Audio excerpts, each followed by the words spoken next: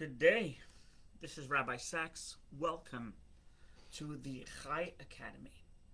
Chai Academy is I gotta get this bag out of it. Chai Academy is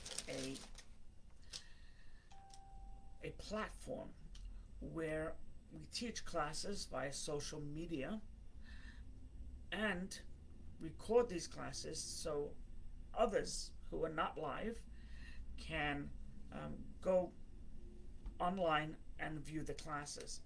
The You can view any of the past classes and courses at our website, thechaycenter.com/academy. So thechaycenter.com/academy, and there's a potpourri of classes. Hello, Eileen. How's that? So we have been discussing creation. So this course is called Genesis, and I believe that this is either the 6th or the 7th course, and we are discussing the day 6. Each class is self-encapsulated, so even if you missed, you can always go back, and if you're just joining us now, you'll be able to get the gist without any issue. So we're discussing day 6 now. Day 6 is probably the most important day of creation because, of course, man, human being, thinking human being, cognitive human being was created. So that happened on day 6, but he wasn't created first on day 6. In fact, he was created last. On day 6 of creation, God created the various animals. So the lions and tigers and bears, the elephants and snakes and reptiles, etc. Everything was created on day 6. Now, and then came man.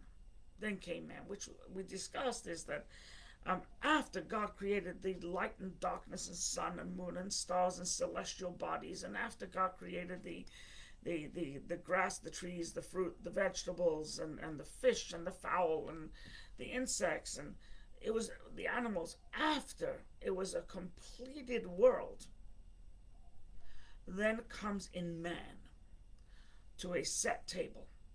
Just like the president or a king will not come into a room and everybody will come in later, but rather the president, the king, the congressman, the senator, etc. are the last one to arrive. And as they walk in, everything is ready and everything is prepared and the podium has been checked and etc. And the microphone works. So likewise, man came in to a set table, ready to take on the day, ready to perfect creation, if you will. So he was created last. Now, when we think about the animals, there's so many different species of animals. And the question that is often asked, why do we need them? Why do we need all these various types of animals? Why? We know that God did not create anything redundant. Every person in this world is created for a reason.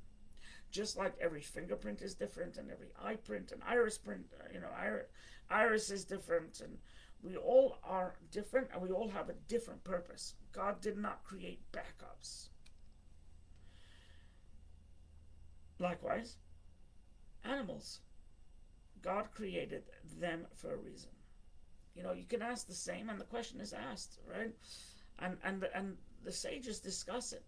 Why did God create all these various different types of trees? I once was in Moscow, and I was going to Lubavitch, where it all began. Lubavitch Hasidim, Chabad Lubavitch. So it was about, 400 kilometers, I don't even know. It was many hours. 500 kilometers. And there's only one type of tree. you leave Moscow. After 10 minutes of the city, you're out of Moscow, and then you drive to Lubavitch. It's one straight road, and it's birch trees.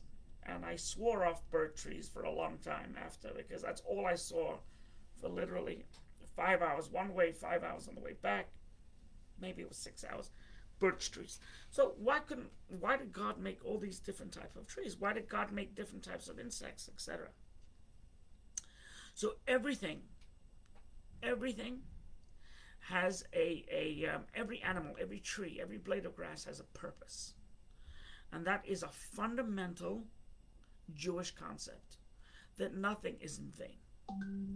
So I was reading something.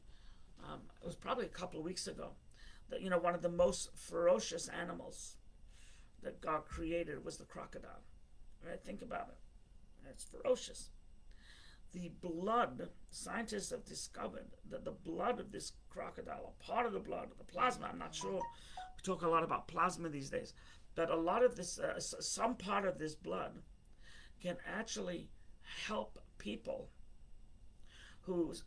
where antibiotics don't. So people who are immune, and the people who are, the antibiotics are not effective. So scientists have discovered that crocodile blood, of all things, can be very helpful, and etc.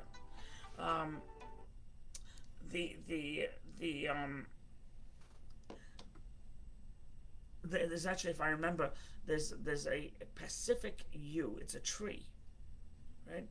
Pacific yew, and it was discovered. I don't know how recent, but I remember reading about this also, that this Pacific yew, this a tree, God knows, I don't even know what it looks like, but it has an ingredient, or it has a sap called Taxol, and this Taxol actually helps women who have ovarian cancer. So this Taxol is an ingredient that's very effective. So when we look at animals, when we look at insects, we look at creation, and we don't know what they do, we don't know why they're there, the answer is we may not know yet. First of all, we may not know, but scientists and others do know. The natural remedy healers, right? They know quite well. But even if it's not Taxus, okay, I thought it was Taxol, but even if not, even if they don't know, it means they don't know yet. But there's a reason for everything that's created. I'm thinking, in fact, in Judaism, it teaches us that there was this animal called the Tachash. The Tachash was an animal with a multicolored skin, right? And it doesn't exist anymore. It's extinct. And but it was used when God told Moses to build the Mishkan, the portable sanctuary in the desert. Right? So one of the covers was a Tachash. So this Tachash was multicolored, and then the animal's extinct. It's no longer could be found. So and that's, by the way, we care. We care if an animal goes extinct, because we don't know. It's not just it's not just an emotional thing. Oh wow, what a pity. But it's also, what benefit does this particular? It wasn't created for no reason. Antibiotics are from a soil fungus. Yeah, absolutely. So everything is created for a reason. They tell us when King Solomon built the Holy Temple. So there's a biblical command that you cannot use iron to cut the stones.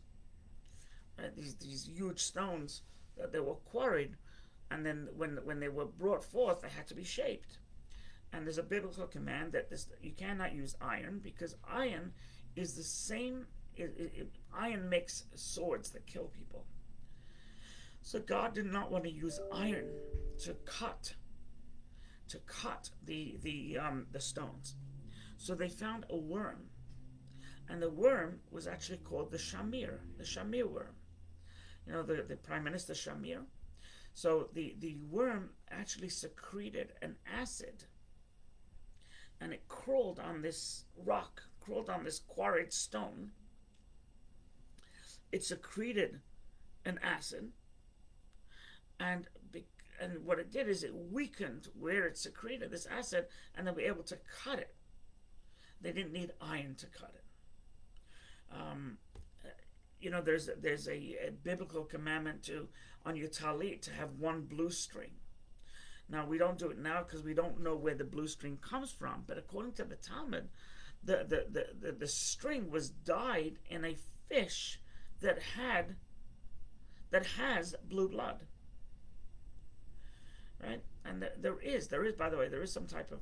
I was in San Diego Zoo, I think, or the San Diego Aquarium, or the Long Beach Aquarium, whatever, and they showed me. I remember, and they were that this particular, I forget what it was called, secretes bluish color. So maybe it was that, but so everything is there for a reason. We may not need it now, but we definitely will need it. In fact, there's a story in the Talmud where Alexander the Great went to visit a place in Africa,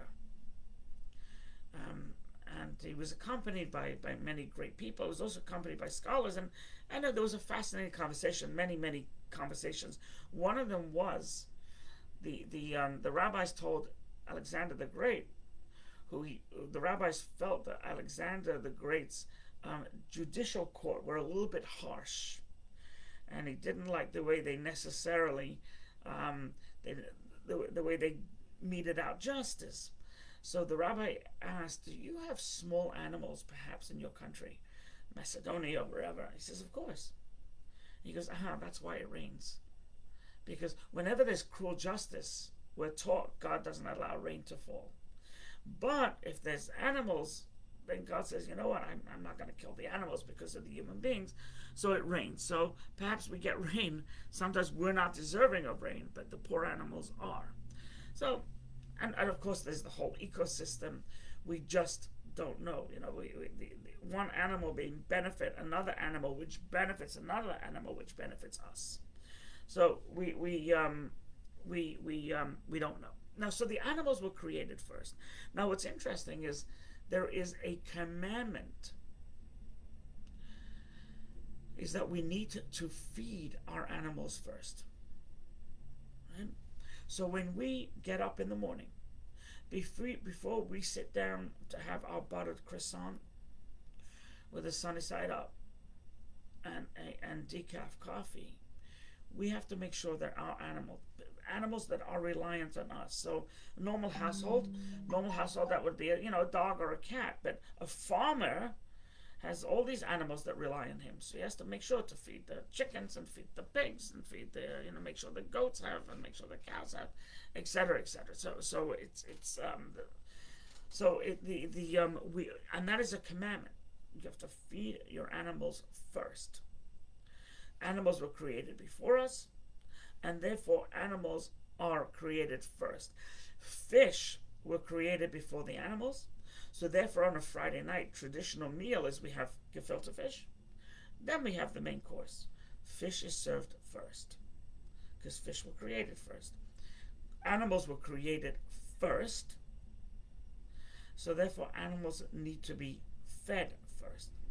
And it is, it's a biblical command. We cannot be cruel to animals. We have to have respect for animals, and we have to have, take care of them if they're under our auspices. I'll tell you, the Baal Shem Tov gives more of a Kabbalistic take, and he says, so it's true. You have to feed the animals first. He says that is to teach us a lesson, is that as a human being, we have the spiritual side of us, and we have the animal side of us. The animal side of us is not bad. The animal side of us just wants to live. So the animal side of us wants to eat, wants to sleep, wants to see beautiful things, go on vacay, etc., etc. It's just it's likes itself to be content. So while it says in the Code of Jewish Law that you have to pray to God in the morning before you eat, the Baal Shem Tov said that if your animal is going to rush you into prayer, if your animal is going to say, no, I'm hungry, man, I want to eat, then feed your animal first. You always have to make sure that your body is taken care of, because there is no way you'll be able to do anything spiritual if you have an unhappy body. Take care of the body carefully, lawfully, and therefore many opinions is, according to Judaism, you're not allowed to smoke, because you have to take care of the body, not ruin the body, right? So it's better, as the previous Lubavitcher Rebbe said, it is better to eat in order to daven, to pray, than pray in order to eat. So, and the Baal Shem Tov basically was the originator of that, and he said that if your corporeal self is having a difficult time with the demands, spiritual demands that you've placed on your body, then you need to ease up. Right? I've told this story before, is that my father wrote into the Rebbe, the Lubavitcher Rebbe, and he says, Rebbe, I just want to give you a spiritual accounting of my soul, which is what I did growing up as well. And he said, Rebbe, I fast every Monday and Thursday. Right? I fast. I don't want to be this involved, so I dedicate my Monday and Thursday. From morning, I wake up in the morning, I don't eat, and only at night I eat. I have my Mondays and Thursdays, the Torah reading days. And the Rebbe wrote back a sharp letter. He said, no, I don't agree with this. Who told you can fast on Mondays and Thursdays? So, this beat yourself up, self-flagellation, and fasting when you're not commanded to fast, when it's either not biblical or rabbinical, then why are you doing it? Why are you doing it? So you have to take care of the body. You have to treat the body right. You cannot let your spiritual quest affect your body. Right? So if fasting is harmful, or fasting is too much, excessive fasting, then don't do it. And the Rebbe told my father to stop. And farmers, of course, they feed their animals at Shabbat. They have to milk the dairy cows. Have to. The animals are being pain otherwise. So the difference is the milk that they milk on Shabbat, they either don't have direct benefit from, so they're not selling the milk that was Shabbat because it was milked on Shabbat. So either they have a partner that's not obligated to keep Shabbat, or they milk as just what they have to in order to keep the animals out of pain. So it is. So this whole idea of taking care of the animal. Now, this teaches us a very powerful lesson in addition to what we said, in addition to the above. We have, as we said earlier, we have a godly being with godly energy, and we also have a base energy, just a natural animal instinctual energy. So we have a spiritual one where it seeks to be spiritual, and we also have one that is just an animal. It's just so by feeding animals, by taking care of animals, by being kind to animals, it actually creates a refinement of self. And the Baal Shem Tov said this, that if somebody, you can tell a lot by how somebody treats their animal. If they keep them tied to a rope all day, then they're lacking. They're lacking in something.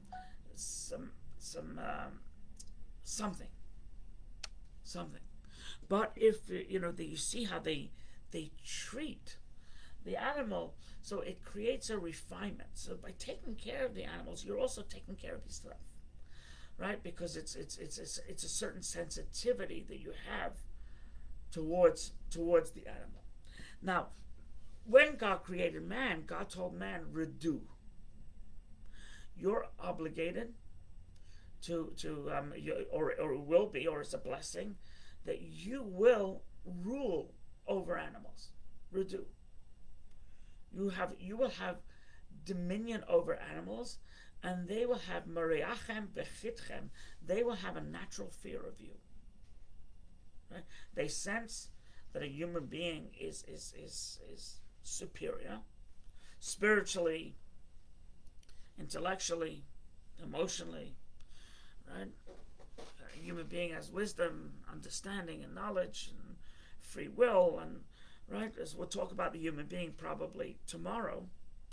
But so the animals will naturally fear you, and but that is only if you don't act like an animal.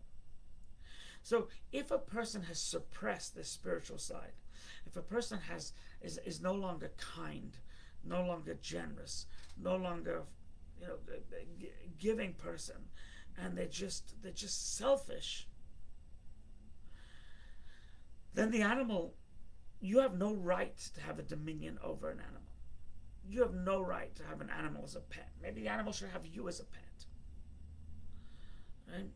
Maybe it should be like Tarzan.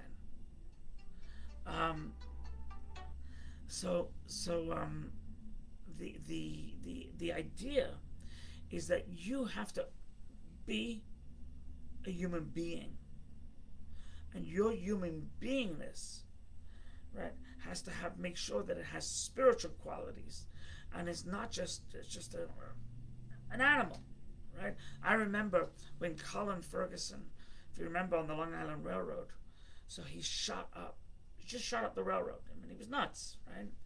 And then at that time, the Nassau County executive called him an animal, right? And there was some feedback. How could you call him an animal? He's not an animal, right? I agree with the Nassau County executive. That wasn't, a human being doesn't do that, right? Animal doesn't, a lion, by the way, take a lion. If it's not hungry, it won't kill. If it's afraid for its offspring, its cubs, it will kill. But otherwise, on a general day, it's not going to kill. Hyena, I don't know about.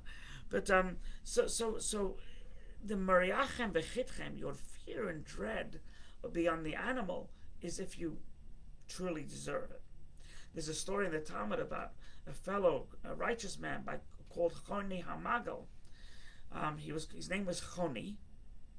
He was the Jewish Rip Van Winkle, by the way. That's where Rip Van Winkle came from, a Talmudic story. And but there was wild animals that were packs, and they were going from village to village, and they were wreaking havoc. And they were about to go to Choni Hamagal's village, and everybody had heard what they'd done, what these wild animals have done.